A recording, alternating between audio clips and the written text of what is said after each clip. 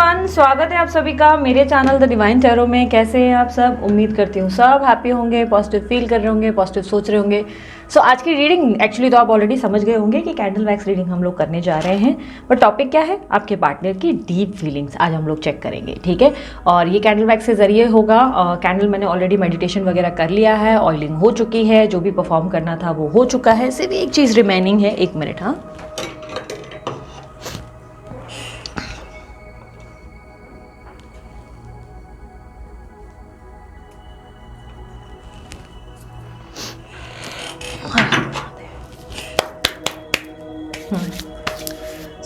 अब हम लोग रीडिंग शुरू करने जा रहे हैं। मैं चाहती हूँ आप कंसंट्रेट करें इस बोल पर, और अब मैं जो कैंडल जलाने जा रही हूँ उस पर। ओके,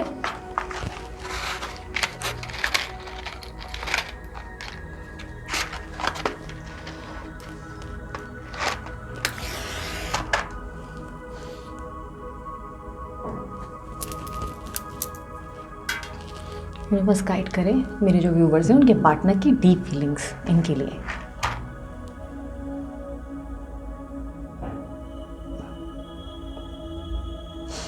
जिनसे आप डील कर रहे हो वो कैंसर एनर्जी के हैं, जेमिनी है, वर्गो है, पाइसिस है, टॉरस है, लिब्रा, एक्यूरिस, ये कुछ साइंस हैं। सैजिटेरियस, धनु भी हो सकती है।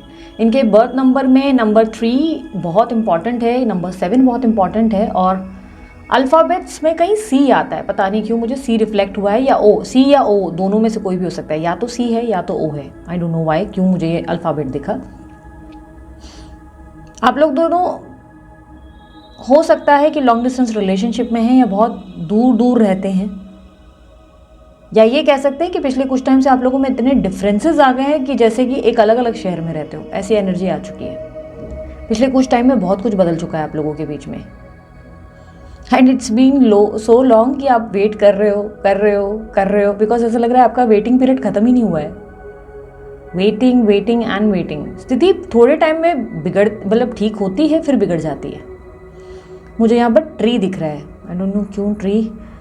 मे बी आपकी लाइफ में समवेयर मतलब इन्वेस्टमेंट्स आपने की है, यानी कि उसको पानी बहुत दिया है। अब ट्री धीरे धीरे बड़ा हो रहा है, लेकिन बहुत स्लो बड़ा हो रहा है। आपका जो पेड़ है वो बहुत स्लो बड़ा हो रहा है, यानी कि जो आपने इस लव में इन्वेस्टमेंट्स किए हैं, इस रिलेशनशिप में इन्वेस्टमेंट्स किए हैं, वो उस तरह परफॉर्म नहीं कर रहे उतने स्पीड से जितना आपने सोचा था। आपने सोचा था सब कुछ बहुत तेज़ हो जाएगा, फास्ट हो जाएगा। इवन आपने प्रार्थनाएं या मैनिफेस्टेशन की है, या कोई स्पिरिचुअल मेथड्स यूज़ किए हैं। इस तरीके की एनर्जी है जहाँ पर बहुत ही ज़्यादा स्पिरिचुअल लेवल पे आप आगे गए हो, लेकिन स्टिल कहीं ना कहीं चीज़ें फिर भी बहुत स्लो हुई हैं आपकी लाइफ में। समवेयर आप कहीं ना कहीं अपने माइंड से ना ब्लॉक्ड हो, मतलब ऐसा लग रहा है माइंड आपका ब्लॉक्ड हो गया इस एनर्जी से। कहीं ना कहीं आपका माइंड जो है, आपका मन जो है वो रिसीविंग मोड में नहीं है। रिसीविंग मोड में यानी कि प्यार को रिसीव करने के लिए, या फेथ को, लाइक भरोसा या ट्रस्ट कर पाना बहुत डिफिकल्ट है। आपके रिलेशनशिप में आप ट्रस्ट नहीं कर पा रहे हो आपके पार्टनर की एनर्जीज में। इवन स्टिल अगर आप लोग नो कांटेक्ट में हैं, तो आप कहीं ना कहीं ये मानते हैं या आजकल फील करने लगे हैं कि ये व्यक्ति या तो किसी तीसरे व्यक्ति से बात कर रहे हैं, मतलब समवन न्यू, कोई नया आ गया है, या किसी ने आपको कह दिया है कि कोई नया व्यक्ति इनके लाइफ में है। जो लाइन आपकी सीधी जानी चाहिए थी ना आपकी लाइफ में, वो लाइफ में बहुत टेढ़ी मेढ़ी चल रही है, ऐसा दिखाई दे रहा है। इनिशियल L, A, V और S भी दिखे हैं। ये कुछ अल्फ़ाबेट्स आपके लिए इंपॉर्टेंट हो सकते हैं। आपके पार्टनर और आपके बीच में जो भी डिफरेंसेस हैं, उससे कहीं ना कहीं डिस्टर्ब आपके पार्टनर भी हैं। बट मुझे लग रहा है कि डिस्टर्बेंस आपके साइड में ज़्यादा है, आप ज़्यादा तकलीफ में हो। आपकी एनर्जी में 90% पेन है, और उनकी एनर्जीज में सिर्फ 30% का पेन है। ऐसा लग रहा है कि उनको ज़्यादा इम्पैक्ट इतना नहीं हो रहा है जितना होना चाहिए। वो अपनी लाइफ में अपने काम पे भी कहीं ना कहीं फोकस कर रहे हैं या कर रही हैं, और कहीं ना कहीं थोड़े से चतुर चालाक है। कहीं ना कहीं ऐसी एनर्जी है जहाँ पर ये थोड़े से चाणक्य टाइप है, अपनी लाइफ में सब चीज़ों को बहुत ही दिमाग से हैंडल करते नज़र आ रहे हैं। इनको हर्ट होता है, ये आपसे बहुत ज़्यादा अटैच्ड है, बट कहीं ना कहीं ऐसा दिखाई दे रहा है कि ये ज़्यादा परेशान नहीं है आपको लेकर। ज़्यादा जो टेंशन होना चाहिए ना, वो टेंशन नहीं है इनके दिमाग में कि पता नहीं आपकी लाइफ में क्या चल रहा है क्या नहीं। मतलब वो वाली एनर्जी नहीं है जहाँ पे स्ट्रेस हो सकता है आप लोगों के डिस्टेंस को बहुत लंबा समय हुआ है, आप लोगों में बातचीत बंद होकर, या जो कोल्ड बिहेवियर है उसको इतना समय हो चुका है कि चीज़ें अब दोनों को कहीं ना कहीं ऐसे लगी हैं जहाँ पर आपको ऐसा लग रहा है कि शायद पता नहीं भगवान कुछ ठीक करेंगे नहीं करेंगे, आप एकदम से कन्फ्यूजन में आ गए हैं पार्टनर की एनर्जीज़ को लेकर। वहीं दूसरी तरफ आपके पार्टनर ने होप छोड़ दी, सोचना बंद कर दिया उस चीज़ के बारे में। आप दोनों कोई स्पिरिचुअल जर्नी में हो सकते हैं, सोलमेट या ट्विन फ्लेम की एनर्जी है। कुछ लोगों के लिए कामिक एनर्जी, कामिक साइकिल बहुत ज़्यादा है। मुझे ऐसा दिखाई दे रहा है कि आप आउटकम को लेकर बहुत परेशान हैं, अपने फ्यूचर आउटकम को लेकर आप बहुत परेशान हैं। पता नहीं फ्यूचर में इन्हीं के साथ आगे बढ़ना है, क्योंकि आप अपनी लाइफ में आगे नहीं बढ़ पाए हो बिकॉज ऑफ दिस। ऐसा लग रहा है कि आप ट्राई बहुत कर रहे हो कि आप किसी और व्यक्ति के साथ आगे बढ़ सकें, आप अपनी लाइफ में एक नई शुरुआत कर सकें। मे बी आप सिंगल हैं, मे बी आप डाइवोर्सी हैं, मे बी आप मैरिज एक्सपेक्ट कर रहे हैं, बिकॉज ऐसा लग रहा है कि आप कुछ लॉन्ग टर्म एक्सपेक्ट कर रहे हैं। आप मैरिज, बच्चे, एक अच्छी लाइफ, एक अच्छा कंप्लीशन, एक प्यार भरा समय एक्सपेक्ट कर रहे हैं। जो आपने इनके साथ बिताया वो आपके लिए एक मेमोरेबल मोमेंट बन गया है और उस चीज़ को भूल पाना बहुत डिफ़िकल्ट है। और इस इंसान से दूर जाना आपके लिए एक तरीके का ऐसा पेन है जैसे किसी का लाइक बोलते हैं ना डेथ हो जाता है, वैसा पेन होता है आपको, जैसे वो है ही नहीं, मतलब ज़िंदगी ख़त्म हो गई है, इस तरीके की एनर्जी आपको फील होती है। बहुत एग्जॉशन है, ब्लॉकेजेस हैं, बहुत ज़्यादा ब्लॉकेजेस हैं आपके। स्पेशली मुझे स्टमक के एरिया में बहुत आपके चक्रास पे ब्लॉकेजेस दिख रहे हैं और आपके थ्रोट पे ब्लॉकेजेस दिख रहे हैं और कहीं ना कहीं मुझे आपके थर्ड आई पे ब्लॉकेजेस दिख रहे हैं। ये 3 ब्लॉकेजेस कहीं ना कहीं आपकी लाइफ में प्रॉब्लम्स क्रिएट कर रहे हैं। स्टमक के एरिया में ब्लॉकेजेस की वजह से आप बहुत ही एग्जॉशन, एंजाइटी, एक अजीब ही लेवल ऑफ बोलते हैं ना अनसेटिस्फैक्शन, चाहे अपनी लाइफ में कितना भी कर लो आप कुछ भी सेटिस्फाई नहीं कर पा रहे हो, अपने आप को खुश नहीं कर पा रहे हो, हैप्पी नहीं रह पा रहे हो। आप ट्राई कर रहे हो बट स्टिल हैप्पी नहीं रह पाते हो, जिसकी वजह से इम्यूनिटी भी आपकी थोड़ी सी ऊपर नीचे डगमगा गई है। खाना या तो बहुत खाते हो या तो बिल्कुल कम कर दिया है, इस तरीके की एनर्जी है जहाँ पर आपकी लाइफस्टाइल बहुत चेंज हुई है बट स्टिल आप सेटिस्फाइड नहीं हो। दूसरी तरफ मुझे आपकी एनर्जीज में ये भी रिफ्लेक्ट हो रहा है कि थ्रॉट चक्रा बहुत ज़्यादा ब्लॉक हो गया है, जिसकी वजह से कुछ बोल पाना डिफिकल्ट हो गया है। आप बात नहीं कर पाते हो, आपके मन में बहुत दर्द है, बहुत तकलीफ है, बट वो अपना पेन एक्सप्रेस करना आपने बंद कर दिया है। कहीं ना कहीं आपके थ्रॉट में जैसे ऐसा लग रहा है कि कोई गला दबा रहा हो आपका, इस तरीके की एनर्जी आपको फील होती है। कोई घुटन सी, कोई गला दबा रहा है, कोई स्टक सी एनर्जी है।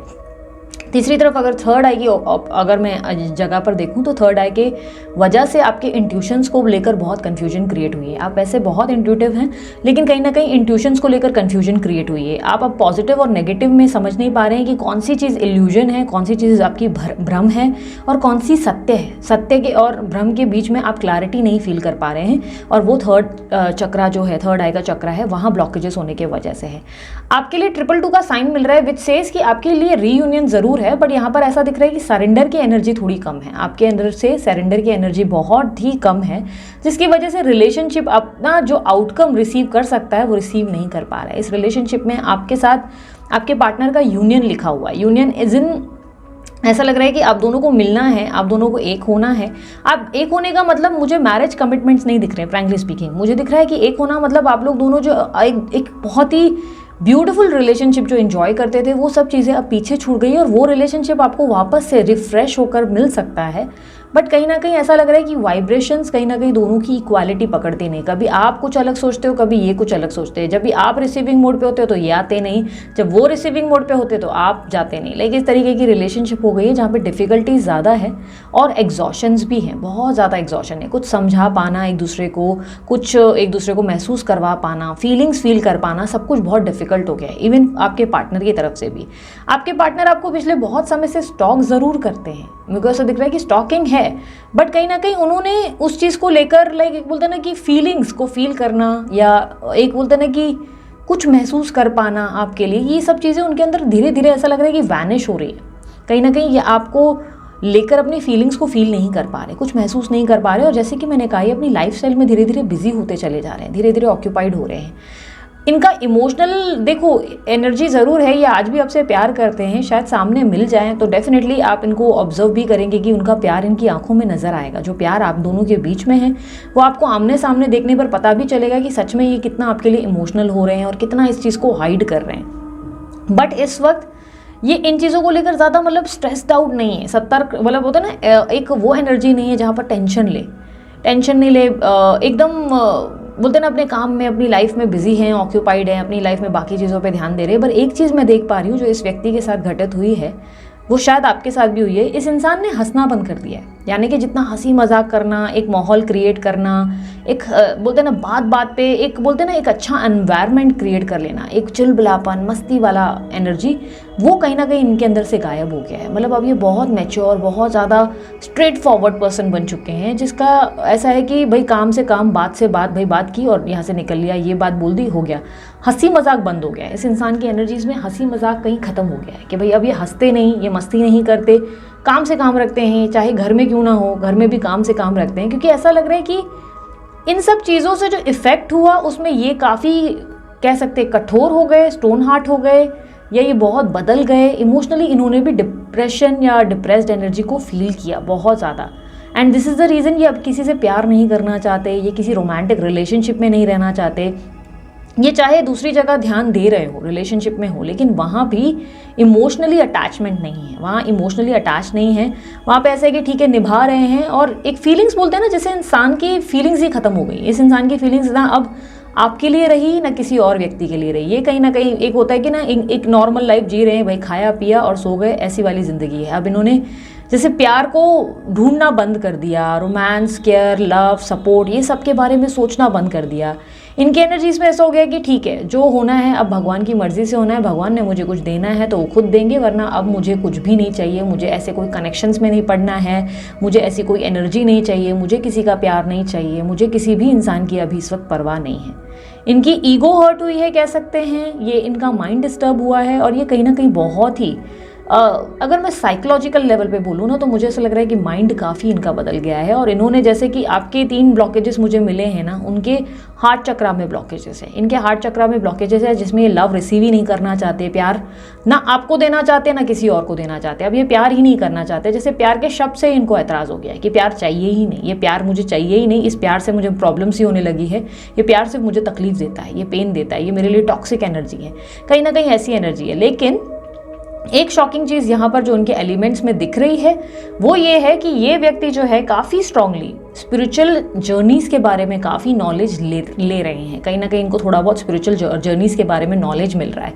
सडनली ये बहुत ज़्यादा जान रहे हैं कि ट्विन फ्लेम क्या है। सडनली जैसे इंस्टा पे कोई पोस्ट आ रहा है या यूट्यूब पे कुछ आ जा रहा है, और इनको बहुत ज़्यादा ऐसी एनर्जी फील होती है जैसे कि आप दोनों में कुछ तो एक बोलते हैं ना भगवान का बनाया हुआ कोई डिवाइन एनर्जी से किया हुआ बॉन्ड है जो आप लोग दोनों लिखवा कर आए हैं, जिसकी वजह से भी ऐसा लग रहा है कि ये थोड़े से क्यूरियस ज़रूर हो गए हैं कि ये क्या चीज़ है और ये क्या नया है। मतलब नई चीज़ जानकर थोड़े से हैरान ज़रूर हैं, बट ऐसा है कि एकदम इंस्टेंटली बिलीव नहीं कर रहे इन चीज़ों पे, एकदम से फेथ नहीं डाल रहे कि अच्छा ऐसा ही होगा वैसा ही होगा। लाइक इस तरीके की एनर्जी है जैसे यहाँ पे ट्रस्ट एकदम से नहीं है, एक रैंडम ट्रस्ट नहीं करेंगी भाई, जब तक इनको फैक्ट्स नहीं दिखते तब तक नहीं। बाकी हाँ, चीज़ें सुनकर देखकर थोड़े हैरान ज़रूर है, थोड़े से क्यूरियस ज़रूर है कि ये चीज़ें हो सकती हैं, इज़ इट पॉसिबल। बट आपके पार्टनर इतने प्रैक्टिकल पर्सन है, इतने ज़्यादा प्रैक्टिकल पर्सन, जिसकी वजह से ये इन चीज़ों पे बहुत जल्दी बोलते हैं ना ट्रस्ट कर पाना, स्पिरिचुअल एक्टिविटीज़ पे ट्रस्ट कर पाना, या लव, रोमांस, इमोशंस पे इतना जल्दी गिविंग एनर्जी में आ जाना, ये इनके लिए संभव नहीं है। ये ऐसी एनर्जी है जहाँ पर ये आपसे अट्रैक्टेड आज भी हैं, इमोशनल आज भी हैं, लेकिन कैसे है कि ना कि अब इन चीज़ों से इफ़ेक्ट करना, मैटर करना, ये सब चीज़ें बंद हो गई है। अब इनको ऐसा लग रहा है कि रनिंग चेजिंग गेम में भी ये भी एक जगह रुक गए हैं, इन्होंने भी एक पॉज ले लिया है, और दूसरी तरफ आपका ऐसा हो गया कि आप वेटिंग पीरियड से थक चुके हैं और आपकी एनर्जी में आपको कुछ रास्ता दिख ही नहीं रहा है। आपको ऐसा लग रहा है कि कुछ हो ही नहीं रहा है, सबकी लाइफ में सब बेहतर हो रहा है आजकल एकदम। देयर आर चांसेस कि आप बहुत सारे कपल्स को देख रहे हो और कहीं ना कहीं देख रहे हो कि सबकी लाइफ में सब कुछ बेटर हो रहा है, एवरीबडी इज़ गेटिंग मैरिड या कोई ना कोई कंपेनियनशिप है, बट आप कहीं ना कहीं अकेले पड़ गए हो। ये आपके दिमाग में बैठ गया है, ऐसा लग रहा है कि आप हैप्पी नहीं हो, आप कहीं ना कहीं ट्राई कर रहे हो हैप्पी रहना बट हैप्पी नहीं हो, सोशलाइज कर रहे हो चाहे फ्रेंड्स के साथ या तो फिटनेस वगैरह में, किसी चीज़ में ध्यान दे रहे हो, but still you are not happy, not satisfied. ऐसी एनर्जी है जहाँ पर आप बिल्कुल भी अपनी लाइफ को लेकर एक्साइटेड नहीं हो, एक्साइटमेंट नहीं है आपके अंदर कि भाई काम अच्छे से कर रहे हो। आई कैन से कि दीज डेज हार्डवर्क काफ़ी ज़्यादा है आपका, बट स्टिल एक्साइटमेंट खत्म हुआ, आपके अंदर एक्साइटमेंट नहीं है। किसी चीज़ को लेकर आप ज़्यादा एक्साइट नहीं हो रहे हो, किसी चीज़ को लेकर आप ओवर एकदम से रिएक्ट नहीं कर रहे हो। ऐसा लग रहा है कि जैसे कि ना खुशियों को लेकर कोई खुशी होती है, ना दुख को लेकर कोई दुख होता है, जिसे लाइफ चल रही है। जैसे ऐसा लग रहा है कि आप दोनों की एनर्जी इसमें ना, अगर फ्रैंकली स्पीकिंग कहूँ तो शॉर्ट वर्ड में ये कहूँगी कि जैसे कि आप लोगों ने अपनी यूथफुल एनर्जीज़ को पीछे छोड़ा है और अब एक ओल्ड एज एनर्जी में आ गए हो, जहाँ पर आप बहुत ओल्ड हो गए हो, आप बूढ़े हो गए हो, किसी चीज़ में आपको कोई खुशी महसूस ही नहीं हो रही, जीवन का कुछ अंत ही नज़र सा आने लगा है, ऐसा लग रहा है लाइफ ही बस बोरिंग सी है, यही लाइफ रहनी है, इस लाइफ में कुछ होना ही नहीं है। मतलब एकदम आपने गिव अप की एनर्जी जो है कर दी है, कहीं ना कहीं ऐसी एनर्जी है यहाँ पर। ऐसा लग रहा है कि जैसे कि आप अब इस रिलेशनशिप को लेकर कहीं ना कहीं बहुत टू माइंडसेट में चले गए हैं। एक समय आपको ऐसा लगता है कि ठीक है, इट्स डन एंड डस्टेड, ये रिलेशनशिप में और जो है इससे ज़्यादा क्या ही एक्सपेक्ट किया जा सकता है। आप कहीं ना कहीं बोलते हैं ना, थक गए हैं। और ओल्ड एज की एनर्जी आप आइडिया लगा लो ना, ओल्ड एज की एनर्जी कैसे है? जब एक बूढ़ा होता है, एक बुजुर्ग होता है, तो उसकी एनर्जी में आप क्या उम्मीद कर सकते हो? वो कैसे होता है ना कि वो ऐसा होता है कि जीवन से हार गए भाई, पोता पोती हो गए, अब परिवार हो गया, अब सब हो गया, अब तो अकेले ही मरना है, अब अकेले ही ज़िंदगी निकालनी है, वो वाली एक लाइफ हो जाती है ना। तो वो वाली लाइफ आपकी हो चुकी है, जहाँ पर आपको लग रहा है कि ठीक है, अब सब कुछ तो ख़त्म है, अब बस पूजा पाठ करो, स्पिरिचुअल रहो, अब अपनी लाइफ में है ही क्या, शायद हम अकेले ही रह जाएंगे, शायद शादी नहीं होगी, शायद यही मेरी ज़िंदगी है, ऐसे ही मुझे निकल जाना है। इस तरीके की एक एनर्जी आपके अंदर बन चुकी है। पर वहाँ पर ना कहीं आपके अंदर एक अचानक से होप अलाइव हो जाती है, एक होप जिंदा हो जाती है, जहाँ पर आप एकदम से सोचने लगते हो कि क्या मिरेकल होगा मेरी लाइफ में, क्या मेरे ड्रीम्स पूरे होंगे, क्या मेरी लाइफ में मेरी डिज़ायर पूरी होगी। सडनली आपको कुछ स्ट्राइक करता है, आप फिर एक्साइटमेंट लेते हो और फिर से वापस से ना 1 दिन 2 दिन में डल हो जाते हो, एकदम से सो जाते हो कि शायद कुछ नहीं होगा, शायद मैं ज़्यादा सोच रही हूँ या सोच रहा हूँ, शायद मेरी लाइफ में यही मेरी ज़िंदगी में लिखा है। फलाना कुंडली में फलाना पर्सन ने मुझे कहा भी था कि मेरी शादी नहीं होगी, फलाना पर्सन ने मुझे किसी ने कहा था कि तेरी शादी टूट जाएगी। मतलब माइंडसेट ना बहुत ही 2 स्टेट्स पे जाकर खड़ा हो गया है आपका, जहाँ पर आपको लग रहा है कि मेरी अब डेस्टिनी या मेरा रास्ता ही नहीं रहा, मैं कहाँ किस दिशा में देखूँ, कोई मतलब ही नहीं है, ना इधर से कोई रिस्पॉन्स आ रहा है, ना मैं न्यू स्टार्ट कर पा रही हूँ या कर पा रहा हूँ। और लाइफ यहाँ पे जैसे एक जगह पर रुक गई है, एक जगह पे स्थिर हो गई है। आप काम कर रहे हैं, अपनी लाइफ चल रहे हैं, बट यहाँ पर ऐसा लग रहा है कि अभी भी surrender is missing. This is not the right thing जिसको हम सरेंडर कहेंगे। अभी भी आपने सरेंडर नहीं किया है, अपनी इच्छाओं को आपने इतना कस के पकड़ा हुआ है ना, जिसकी वजह से भगवान जो आपको दे सकते हैं वो दे नहीं सक रहे हैं, दे ही नहीं पा रहे।